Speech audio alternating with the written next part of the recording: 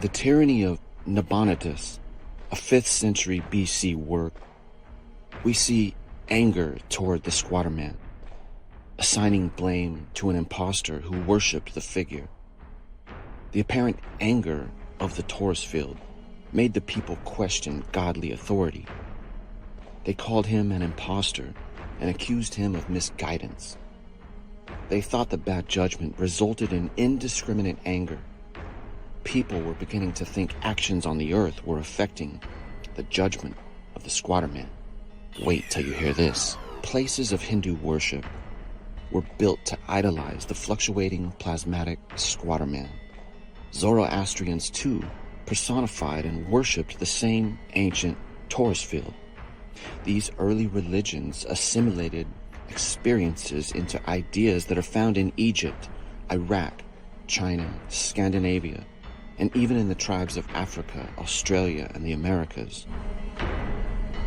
Voodoo, Dogon, Aboriginal, and Native American traditions all speak of old sky events unlike any we experience today.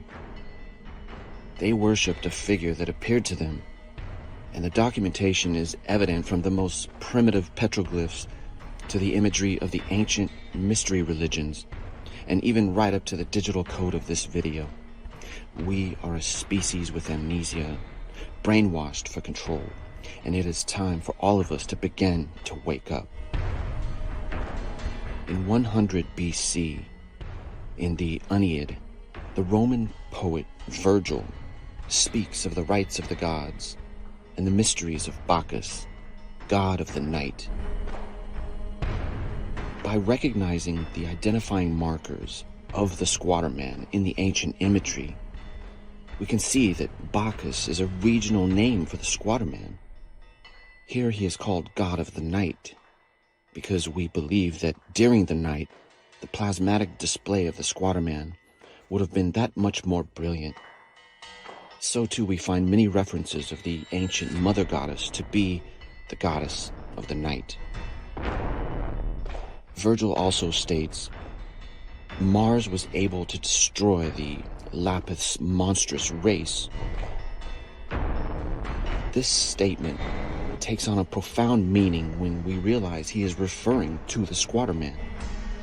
Mars, aka Ares, the god of war, indeed is presented originally displaying the identifying markers of the squatter man, either holding the two or being flanked by the two, whatever those two might be, and treading on the beast. Virgil also says, the father of the gods himself yielded to Diana's rage. The goddess Diana also bears the identifying markers of the squatter man, and her rage is paralleled in the Hindu tales of the destructive dance of Shiva the Destroyer. Based on the totality of evidence from ancient texts, petroglyph records, and confirmations from modern plasma physicists, we can't help but conclude that our solar system experienced dramatic and traumatic changes still embedded in our so-called blood memory. Glimpses seen even in the old Chicken Little story where the sky is falling. The ancient archetype of the assembly of the gods is a key to these mysteries, and it seems that the emanations of the assembly of the planet gods goes through a process that was of course held sacred. A pillar, a triangle, even said to have once been shaped as an hourglass. And of course, the squatter man and the ladder. The Egyptian obelisks appear to be a representation of that sacred pillar, and an analysis of Egyptian jed pillars will give insight into the morphology of these ancient emanations. By searching for the identifying markers in ancient imagery, it is becoming apparent that names of planets were originally names for the squatter man. For example, the planet we know as Venus today was not always called Venus. The Greeks and Romans called that planet Hesperus and Phosphorus. Ultimately, they chose to change the name to Venus, the old mother goddess. Can you imagine the ancients relaxing on their rooftops in the evenings and marveling at the mother goddess, Venus, the squatter man?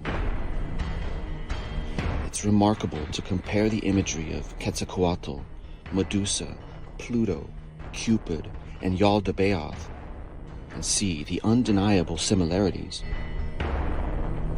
The farther back we peer, the more accuracy we see, but as the imagery crosses generations, the meanings are forgotten. This shield here and variations of it are a memory of the assembly of the gods and the cosmic mountain, a projector of sorts which would ultimately manifest the squatter man. The cosmic mountain was the connection between heaven and earth that is now lost. The Norse rainbow bridge that connected Midgard to Asgard, and its trembling was a sign of Ragnarok, the end of the world of gods. A thunderclap is globally thought of as the anger of the gods. It's a trauma.